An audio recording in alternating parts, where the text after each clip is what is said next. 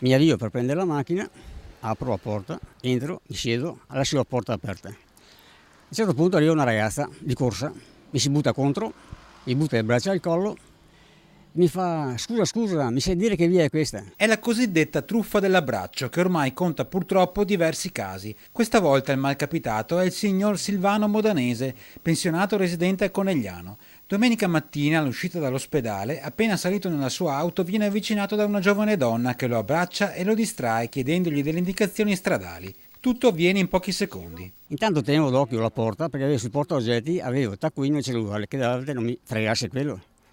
E lei continuava a stringermi, mettermi le mani nel collo e ripetermi le stesse cose. A un certo punto, 30 secondi, non di più, lascia la presa, mi fa che Dio ti benedica e se ne va.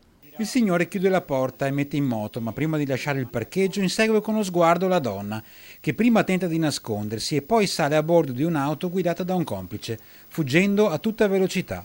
Spaesato e insospettito, ma ancora ignaro di aver subito un furto, l'uomo avverte i carabinieri ed è al telefono con i militari che fa la mala scoperta. Quando io ho detto ai carabinieri che mi ha messo le braccia al collo, il carabiniere mi fa: ti ha fregato la collana.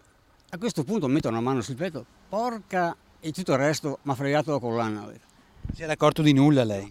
Non mi ero accorto di nulla, proprio di niente. Sui 25 anni, sudamericana, capelli castani raccolti in una coda di cavallo, maglietta bianca, bella nell'aspetto e lesta nei modi, quel tanto che basta per spiazzare la vittima pur circospetta e sfilargli la collana. Poi non me l'ha strappata. Probabilmente lei, mettendomi le mani attorno, è riuscita a aprire il gancio e a portarsela via.